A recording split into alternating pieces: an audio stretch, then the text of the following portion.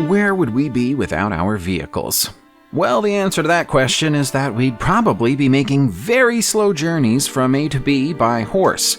Planes, trains, and automobiles have made the world a smaller place. Thanks to them, journeys that once took days now take a matter of hours. However, where would our vehicles be without us? They might end up anywhere, as you're about to find out. When a vehicle is a world record holder, it deserves to either be in a museum so people can see it, especially when the record it holds is for being the longest car in the world. That honor goes to the super long stretch limousine known as the American Dream that was built by California's J. Orberg during the 1990s. Jay took a broken-down 1970 Cadillac Eldorado and carried on fixing new parts to both the front and the back until his limo was 100 feet long. When he reached that milestone, he added a helicopter landing pad on the roof.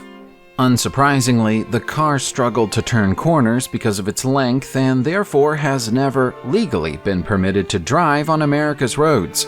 That limited it to special appearances at car shows and other events. But it was on one such duty in the early 21st century that it met with its fate. A company that had leased the American Dream as a promotional vehicle went bankrupt, and the car disappeared. When it was eventually found in 2012, it was a rusted, beaten-up shell of its former self.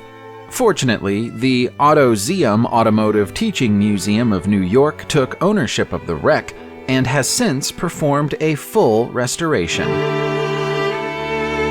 There's a bridge across a river in Georgia that's unlike any other bridge we've ever seen elsewhere in the world.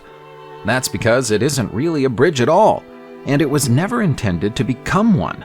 You'll find it in the European nation of Georgia, crossing a river between Kurdvisi and Alkalalaki.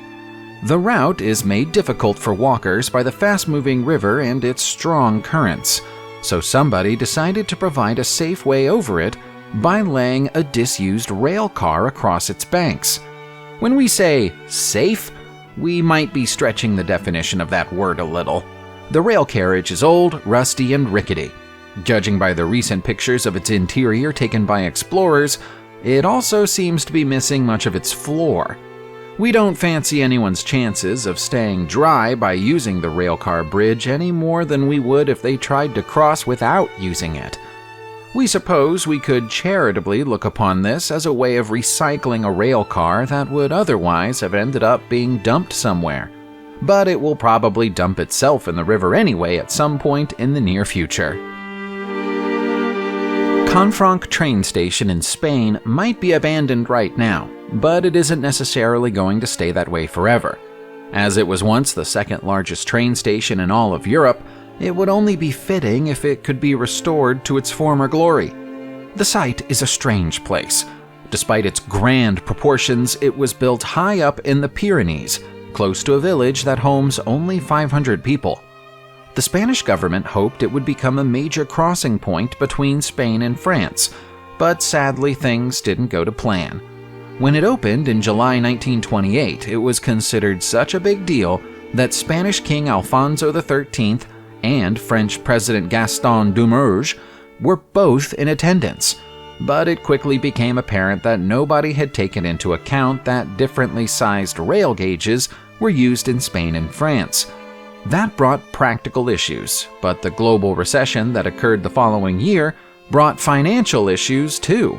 By 1930, less than 100 people per day were using the station. Shortly after that, the tunnels were closed during the Spanish Civil War. They reopened later on, but by 1970, the station was crumbling, and the decision was taken to close it. Interest from tourists since then has seen a campaign launched to have it fully restored. We all know that Americans love their motorhomes and RVs, so we guess our next vehicle would be the ultimate dream for every American. It's a triple-decker RV with no fewer than 24 wheels. It's difficult to verify whether it's real or not from these grainy images, but to the best of our knowledge, there's nothing fake about the pictures. Somebody actually went to the trouble of taking unwanted pieces of other RVs and then cutting and shutting the whole lot together. It looks like the whole thing is pulled along by a Silverado, which is one of the few things that we can think of that might be capable of dragging a monstrosity like this down the road. Similar to the American Dream limousine, we imagine that this bizarre creation might struggle to negotiate roads and corners. It would be much better served out in the desert, which is where it's thought to be. It doesn't look like the most practical vehicle we've ever seen, and we hate to think how hot it would get in the middle of the summer. There's no way there's air conditioning throughout this behemoth. Forests are largely made up of trees. Cars are mostly made of steel. That ought to make the idea of a car forest impossible, but we know a pair of artists in Nevada, USA, who found a way to make such a thing happen. This is the catchily titled International Car Forest of the Last Church in Goldfield, Nevada. But it doesn't look like any church we've been to. To be honest, it doesn't look much like a forest either. It's actually a rough assembly of broken down, graffiti-tagged cars put together by artists Mark Ripple and Chad Sorg, who started off by burying a single car nose first in the sand of the desert and then started to provide it with companions. There are currently 40 vehicles in the forest, some of which are stacked atop one another, and others buried in the same manner that the first one was. The most impressive and improbable of them is a bus, buried at a seemingly impossible diagonal angle, but somehow managing to remain upright. The artists no longer work together after a creative disagreement, but their creation is still standing and will likely stay that way for decades. When you see our next abandoned car, you'll struggle to believe that anyone once seriously believed it was the vehicle of the future. It's Buckminster Fuller's Dymaxion, and it's currently on display at the National Automobile Museum in Reno, Nevada, USA. Based on this vehicle and the car forest of the last church, it seems that Nevada is the place to go if you want to find kooky vehicles. The Dymaxion inside the museum is the final remaining prototype of Fuller's supposedly visionary car. He called it Dymaxion because the made-up word is a combination of dynamic, maximum, and tension. He gave the automobile 3 wheels and a fuel capacity of roughly 30 miles to the gallon, along with space for up to 12 people, including the driver, to sit inside. When Fuller built the Dymaxion in 1933, he claimed it was capable of speeds up to 90 miles per hour. Nobody ever felt brave enough to put that claim to the test. The Dymaxion dream died along with the poor soul driving it when the car was involved in a fatal crash while it was being demonstrated at the Chicago's World Fair in 1933. This classic car junkyard may have been created on purpose rather than being discovered by accident, but it's still the last thing you'd expect to find in the middle of the forest in the tiny town of White in Georgia, USA. Old Car City, as it's known, is the property of Walter Dean Lewis, who grew up on the site. It was formerly a general store, which opened in 1931 and sold auto parts. Now, it's home to more than 4,000 rusting classic cars, including the very last car ever owned by Elvis Presley. Some of them are kept looking shiny and new, but others have been left to the mercy of the forest, having stayed exactly where they are for decades and becoming home to animals and plants. In a few cases, tree branches are even lifting some of them up off the ground. Visitors are welcome at the museum site, which charges $15 if you just want to take a look, or $25 if you want to take photographs. If you're lucky, Walter Dean Lewis will even show you his skills on the piano while you're browsing. We have another car cemetery to look at, but we have to leave the United States of America to find it. It's Kirko Car Cemetery, which you'll find in Tingsryd, Sweden. To be more specific, you'll find it in a peat bog. It's not the most auspicious of surroundings, but it's home to a long-forgotten collection of European cars like Saabs and Volvos. There's still the occasional American muscle car to be found among all the other rusty old hulks, though. The collection was put together by Åke Danielsson starting in 1935. This was his peat bog, which he farmed by hand. Åke noticed that the surrounding forest was being used as a dumping ground for unwanted cars, so he started taking them in and selling any useful parts left attached to them. The car parts business quickly started making more money than the peat harvesting business, so Åke started buying old, wrecked cars on an industrial scale. He passed away in the year 2000, so what's left at the site now are the cars he either never got around to stripping or the shells of the even older cars that have already been stripped.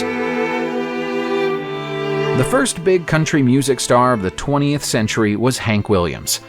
You might have known that already, but you might not have known that when he passed away in 1952 at the age of 29, he did so in the back seat of his car.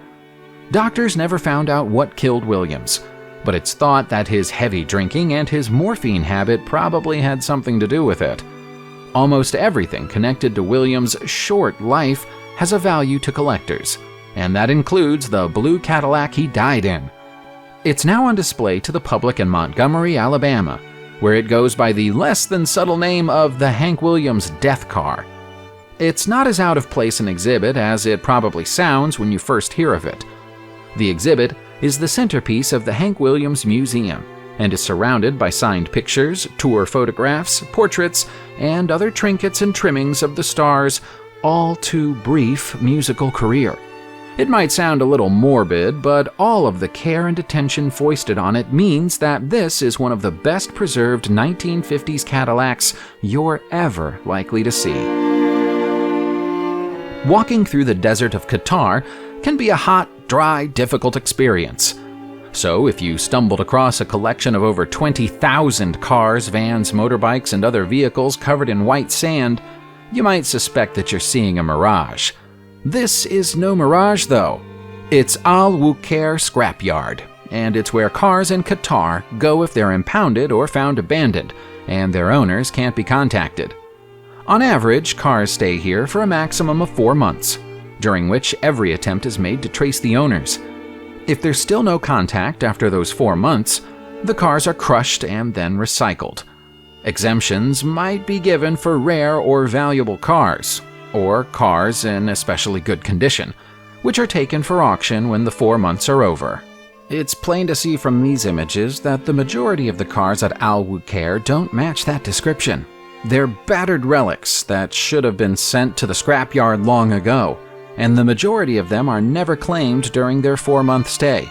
In fact, based on the images, it looks like the scrapyard's owners are a little behind schedule with their supposed 4-month crushing policy.